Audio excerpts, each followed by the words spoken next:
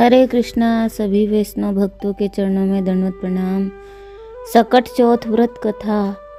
सकट चौथ व्रत कब है? 2025 तो 17 जनवरी को मनाया जा रहा है सकट चौथ व्रत का। तो अब हम चलते हैं अपनी कथा की ओर। एक साहूकार एक साहूकारनी थे। वह धर्म और पुण्य को नहीं मानते थे। इसके कारण उनके कोई बच्चा नहीं था। एक दिन साहूकारनी पड़ोसी के घर गई। उसी दिन सकट चौथ था। वहाँ पड़ोसन सकट चौथ की पूजा करके कहानी सुना रही थी। साहूकारनी ने पड़ोसन से पूछा, तुम क्या कर रही हो? तब पड़ोसन बोली कि आज चौथ का व्रत है, इसीलिए कहानी सुना रही हूँ। तब साहूकारनी बोली, चौथ के व्रत करने से क्या होता है? तब पड़ोसन बोली, इसे करने से अन्न, धन, सुहाग, पुत्र सब मिलता है। तब साहूकारनी ने कहा, यदि मेरा गर्भ रह जाए तो मैं 1.25 सेर तिलकुट करूँगी और चौथ का व्रत भी करूँगी। श्री गणेश भगवान की कृपा के से साहूकारनी के गर्भ रह गया। वह बोली, मेरे लड़का हो जाए तो मैं 2.5 सेर तिलकुट करूँगी। कुछ दिन बाद उसके लड़का हो गया तो बोली कि हे चौथ मात भगवान, मेरे बेटे का विवाह हो जाएगा तो 5.25 सेर का तिलकुट करूँगी। कुछ वर्षों के बाद उसके बेटे का विवाह तय हो गया और उसका बेटा विवाह करने चला गया, लेकिन उस साहूकारनी ने तिलकुट नहीं किया। इस कारण से चौथ देव क्रोधित हो गए और उन्होंने फेरों से उसके बेटे को उठाकर पीपल के पेड़ पर बिठा दिया। सभी वर को खोजने लगे पर वो घर नहीं मिला। हताश होकर सारे लोग अपने अपने घर लौट आए। इधर जिस लड़की से साहूकारनी के लड़के का विवाह होने वाला था, वह अपनी सहेलियों के साथ गणगौर पूजने के लिए जंगल में दूब लेने गई थी। तभी रास्ते में पीपल के पेड़ से आवाज़ आई, ओ मेरी अर्धब्याही। यह बात सुनकर जब लड़की घर आई तो उसके बाद वह धीरे से सूख कर कांटा होने लगे।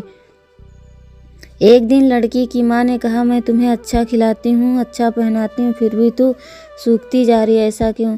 तब लड़की अपनी माँ से बोली कि वह जब भी दूब लेने जंगल जाती तो पीपल के पेड़ से एक आदमी बोलता है, और मेरी अर्धब्याही। उसने मेहंदी लगा रखी थी और सेहरा भी बांध रखा था। तब उसकी माँ ने पीपल के पेड़ के पास जाकर देखा तो उसका जमाई ही था। तब उसकी माँ ने जमाई से कहा, यहाँ क्यों बैठे हो? मेरी बेटी को अर्धब्याही कर दी और अब क्या लोगे? साहूकारनी का बेटा बोला, मेरी माँ ने चौथ का तिलकुट बोला था लेकिन नहीं किया, इसलिए चौथ माता ने नाराज होकर यहाँ बिठा दिया। यह सुनकर उस लड़की की माँ साहूकारनी के घर गई। उससे पूछा कि तुमने सकट चौथ का कुछ बोला है क्या? तब साहूकारनी बोली, तिलकुट बोला था। उसके बाद साहूकारनी बोली, मेरा बेटा घर आ जाए तो 2.5 मन का तिलकुट करूँगी।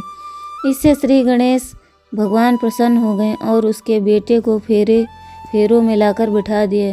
बेटे का विवाह धूमधाम से हो गया। जब साहूकारनी के बेटा एवं बहू घर आएगा तब साहूकारनी ने 2.5 मन तिलकुट किया और बोली, हे चौथ देव, आपके आशीर्वाद से मेरा बेटा बहू घर आए हैं, जिससे मैं हमेशा तिलकुट करके व्रत करूंगी। इसके बाद सारे नगरवासियों ने तिलकुट के साथ सकट व्रत करना प्रारंभ कर दिया। हे सकट चौथ, जिस तरह साहूकारनी को बेटे बहू से मिलवाया, वैसे ही हम सबको भी मिलवाना। इस कथा को कहने सुनने वाले का भला करना। बोलो सकट चौथ की जय। श्री गणेश देव की जय। सकट चौथ की पौराणिक कथा एक और भी है। प्रथम कथा ये थी, अब ये दूसरी है। कहते हैं कि सतयुग में राजा हरिश्चंद्र के राज्य में एक कुम्हार था। एक बार तमाम कोशिशों के बावजूद जब उसके बर्तन कच्चे रह जाते थे तो उसने यह एक बात पुजारी को बताई। उस पुजारी ने बताया कि किसी छोटे बच्चे की बलि से ही यह समस्या दूर हो जाएगी। उसके बाद उस कुम्हार ने एक बच्चे को पकड़कर आवा में डाल दिया। वह सकट चौथ का दिन था। काफ़ी खोजने के बाद भी जब उसकी माँ को उसका बेटा नहीं मिला तो उसने गणेश जी के समक्ष सच्चे मन से प्रार्थना की। उधर जब कुम्हार ने सुबह उठकर देखा तो आवा में उसके बर्तन तो पक गए लेकिन बच्चा भी सुरक्षित था। इस घटना के बाद कुम्हार डर गया और राजा के समक्ष पहुंचकर पूरी कहानी बताई। इसके पश्चात राजा ने बच्चे और उसकी माँ को बुलाया तो माँ ने संकटों को दूर करने वाले सकट चौथ की महिमा का वर्णन किया। तभी से महिलाएं अपनी संतान और परिवार के सौभाग्य और लंबी आयु के लिए ये व्रत रखने लगी। तो बोलो सकट चौथ माता की जय। हरे कृष्णा कृष्णा कृष्णा हरे हरे, हरे राम राम राम हरे हरे।